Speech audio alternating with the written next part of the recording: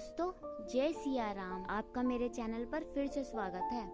आज हम आपको बताएंगे कि जन्म लेने से पहले बच्चे अपने माँ के गर्भ में क्या सोचता है और वो भगवान से क्या बातें करता है। इंसान जन्म लेने से पहले अपनी माँ के गर्भ में 9 महीने समय व्यतीत करता है। बच्चा जब माँ के गर्भ में पहली बार आता है तो माँ उस बच्चे की इस मृत्यु लोक में आने से पहले कई सपने बुनने लगती है। लेकिन क्या आप जानते हैं कि बच्चा अपनी माँ के गर्भ में क्या सोचता है और उसे गर्भ में क्या सजा भोगनी पड़ती है? तो चलिए पूरी जानकारी पाने के लिए वीडियो को एंड तक देखें कि गरुड़ पुराण में जीवन, मृत्यु, स्वर्ग, नरक, पाप, पुण्य, मोक्ष पाने के उपाय आदि के साथ यह भी बताया गया है कि शिशु को माता के गर्भ में क्या क्या कष्ट भोगने पड़ते हैं। वह किस प्रकार भगवान का स्मरण करता है, माँ के गर्भ में क्या महसूस करता है, उस समय उसके मस्तिष्क में क्या क्या बातें चल। कर्म कांड की प्रीत कल्प अध्याय में पक्षीराज गरुड़ भगवान विष्णु से पूछते हैं कि हे प्रभु, जब कोई आत्मा दूसरा शरीर धारण करने से पहले अपनी माँ के गर्भ में होती है तो वह कैसा महसूस करती है, कृपया मुझे विस्तार से बताइए। तब भगवान विष्णु गरुड़ से कहते हैं कि गरुड़ गर्भ अवस्था में अपने पूर्व जन्मों का ज्ञान रहता है।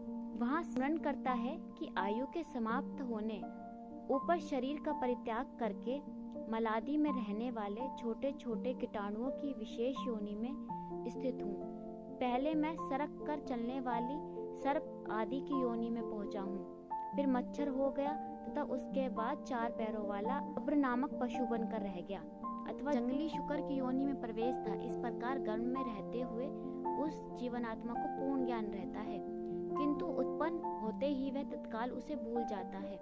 उसे याद आता है कि मैं दूसरे को चलने का विचार करता रहा, मैंने शरीर की रक्षा के लिए धर्म का परित्याग करके द्वित, छल, कपट और चोर प्रति का आश्रय लिया। फिर गर्भावस्था जीव को याद आता है कि उसने अपने पिछले जन्म में अत्यंत कष्ट से स्वयं लक्ष्मी को एकत्रित किया था, परंतु अभिलाष धन का उपयोग वह नहीं कर सका और अग्निदेव, अतिथि और बंधु बांधवों आदिष्ट फल दे करके मैं उन्हें संतुष्ट करने में असफल रहा। गर्भ अवस्था जीव को याद आता है कि इस पृथ्वी पर स्थित श्री विक्रम भगवान विष्णु की प्रतिमा का ही दर्शन तो मैंने किया ही नहीं, उन्हें प्रणाम नहीं किया और ना तो उनकी पूजा की। प्रभास क्षेत्र में विराजमान भगवान सोमनाथ की भक्ति पूर्वक पूजा एवं वंदना भी मेरे द्वारा नहीं हुई। जब ऐसी चिंता गर्भ अवस्था जीव करता है तब यमदूत उससे कहता है कि यह धारे जैसे तुमने किया है उसके अनुसार अपना विस्तार करो। फिर माँ के गर्भ में पल रहा जीव अपने को कोसते हुए कहता है कि तुमने अपनी कमाई से जो धन अर्जित किया था उसे किसी को दान भी नहीं किया। पृथ्वी पर रहते हुए तुमने भूमि दान, गोदान, जल दान, फल दान, तांबुल दान अथवा गंध दान भी नहीं किया। तो अब भला क्या सोच रहे हो? तुम्हारे पिता और पितामह मर गए, जिसने तुमको अपने गर्भ में धारण किया वह तुम्हारी माता भी मर गई, तुम्हारे सभी बंधु भी नहीं रहे। ऐसा तुमने क्या देखा? तुम्हारे 5 भौतिक शरीर अग्नि में जलकर भस्म हो। तुम्हारे द्वारा एकत्रित किया गया संपूर्ण धन धान्य पुत्रों ने हस्तगत कर लिया। जो कुछ तुम्हारा सुभाषित है और जो तुमने धर्म संचय किया है वह तुम्हारे साथ है। इस पृथ्वी पर जन्म लेने वाला राजा हो अथवा सन्यासी मरने के बाद पुनः आया हुआ नहीं दिखाई देता। जो भी इस धरती पर उत्पन्न हुआ है उसकी मृत्यु निश्चित है, या कोई श्रेष्ठतम ब्राह्मण हो। मैं मरने के बाद वह विलाप करने लगता है और मैं भगवान से प्रार्थना करता है और वह भगवान से प्रार्थना करता है कि यही प्रभु, जब जन्म के बाद मुझे मृत्यु को ही प्राप्त होना था तो फिर मेरा जन्म क्यों हो रहा है? अगर संभव हो तो मुझे जीवन मृत्यु के चक्र से मुक्ति करिए। गरुड़ पुराण के अनुसार फिर माता के गर्भ में पल रहा शिशु भगवान से कहता है कि मैं गर्भ से अलग होने की इच्छा नहीं करता, क्योंकि बाहर जाने से पाप कर्म करने पड़ते हैं जिससे नरक आदि प्राप्त होता है। इस कारण से मैं बहुत दुखी हूँ। आपके चरण का आश्रय लेकर मैं आत्मा का उद्धार करूँगा। माँ के गर्भ में पूरे 9 महीने शिशु भगवान से ही प्रार्थना करता है, लेकिन यह समय पूरा होते ही जब प्रस्तुति के समय वायु से तत्काल बाहर निकलता है तो उसे कुछ याद नहीं रहता।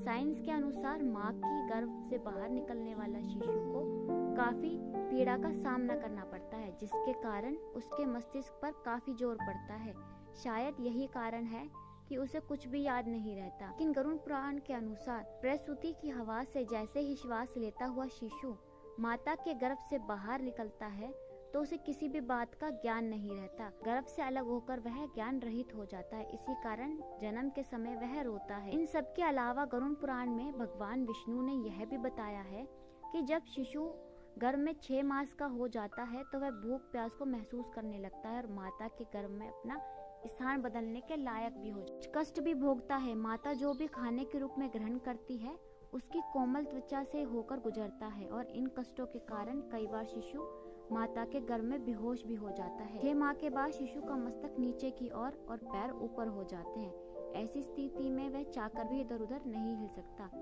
मैं खुद को एक पिंजरे में बंद किए हुए पक्षी की तरह महसूस करता है। ऐसे में शिशु ईश्वर की स्तुति करने लगता है और कहता है कि लक्ष्मीपति, जगत के धार संसार को पालन करने वाले भगवान विष्णु, मैं आपके शरणागत हूँ। भगवान, इस योनि से अलग तुम्हारे चरणों का स्मरण कर फिर ऐसा उपाय करूंगा जिससे मैं मुक्ति को प्राप्त कर सकूं। इसके बाद अपने आसपास गंदगी देख फिर से भगवान से प्रार्थना करता है और कहता है कि भगवान, मुझे कब बाहर निकालोगे? सभी पर दया करने वाले ईश्वर ने मुझे यह ज्ञान दिया है। उस ईश्वर की मैं शरण जाता हूँ, इसलिए मेरा पुण्य जन्म मरण होना उचित नहीं है। और अंत में भगवान विष्णु पक्षीराज गरुड़ से कहते हैं कि यही कारण है कि गर्भ में पहुंचकर जो जीवात्मा जैसे चिंतन करता है, शरीरधारी वैसा ही जन्म लेकर बालक, युवा और वृद्ध होता है। यदि गर्भ में सोची गई बात सांसारिक मोह के कारण विस्मृत हो जाती है तो पुनः मृत्यु काल में उसकी याद आ जाती है। यदि शरीर के नष्ट होने पर वह हृदय में ही रह गई तो पुनः गर्भ में जाने पर उसका सिमरन होना निश्चित है। आज हमने आपको बताया कि बच्चे माँ के गर्भ में क्या सोचते हैं। दोस्तों, अगर आपको मेरी वीडियो अच्छी लगी हो तो मेरे चैनल को सब्सक्राइब करें और वीडियो को